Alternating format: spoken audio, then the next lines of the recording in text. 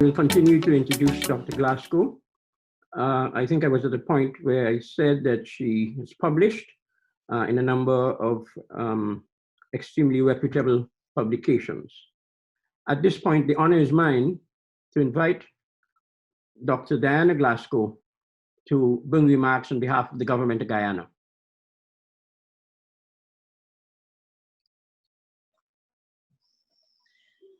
Good morning, colleagues. I bring you greetings on behalf of Minister of Foreign Affairs and International Cooperation, Honorable Hugh Hilton Todd, and the Foreign Secretary, Mr. Robert Prasad, who could not join this meeting this morning.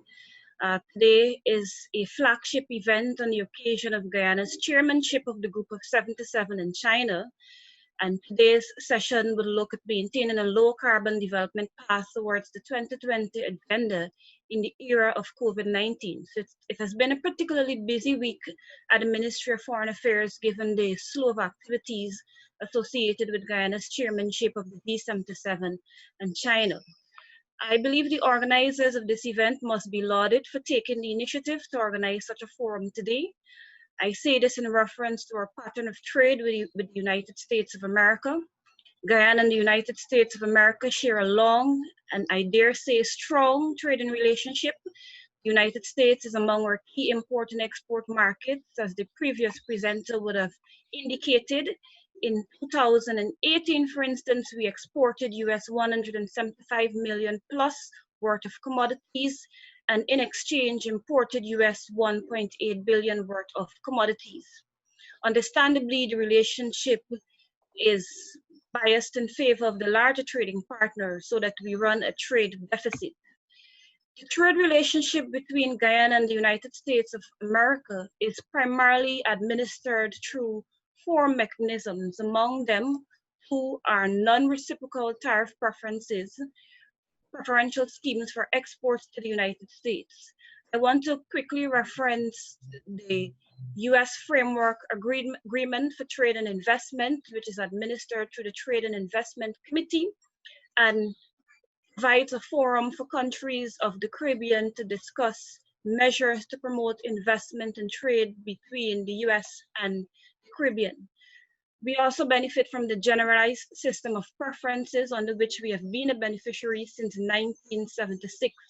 Through that mechanism, we are able to export agricultural products, some textiles and apparel articles, and travel goods. There's also the Caribbean Basin Initiative, which the previous presenter also made reference to. The Caribbean Basin Initiative was launched in 1983, and it's been implemented by the Caribbean Basin Economic Recovery Act 1984 and expanded by the US Caribbean Basin Trade Partnership Act, which was implemented in 2002 and was recently unanimously renewed by a vote of the Senate, and will ensure continuity of preferential access of Guyanese products to the US market. Approximately 5,700 tariff lines are covered under the CBERA, of which approximately 387 were added by CBTPA, and Guyana has been a beneficiary of that program since 1988. Among the products eligible for duty-free treatment are agricultural products, including rice, chilled or frozen fish, pasta, fruits, and vegetables, all of which are key export commodities in Guyana's export basket. There are also commodities under the light manufacturing sector that include leather handbags, luggage, work gloves, etc. Notwithstanding secured access through trade agreements, our export basket to the US, as is the case with most other export markets, remains narrow. A myriad of factors account for this, including limited productive capacity domestically and challenges to expansion of business activities.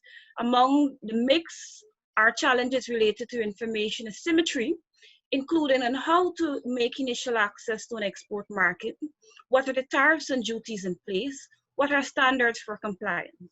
For this reason, this conference today is extremely important to help to begin to fill a gap that limits deeper insertion into export markets. And I trust that it is able to reach a wide range of budding exporters, as well as existing exporters who may be interested in expanding their reach across multiple states. Among the issues to be addressed today, I noticed the prominent focus on standards and regulations. And I want to point out that despite significant strides towards multilateral and regional liberalization, tariffs have become less of a hurdle to international trade. The mismatch between trade flows and what is far more important, the mismatch between trade flows and trade policy is reflective of the fact that there remain a range of barriers that are not yet being addressed. And in that context, I want to make reference to the importance of standards and technical regulations to global trade. It is estimated that they account for approximately 25% of the barriers to trade in food and agricultural markets, food and agricultural products. They therefore present a more insurmountable challenge to accessing foreign markets.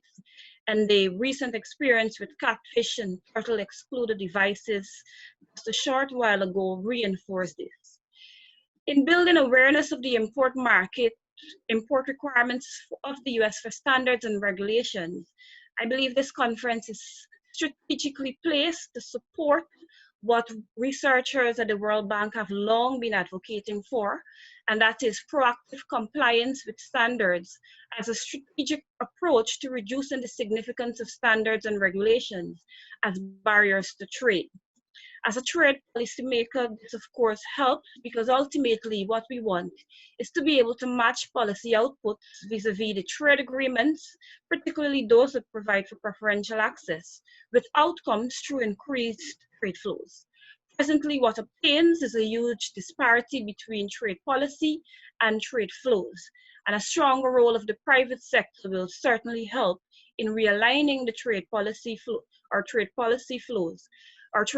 so that we achieve better outcomes under existing agreements. And so I want to thank the organizers,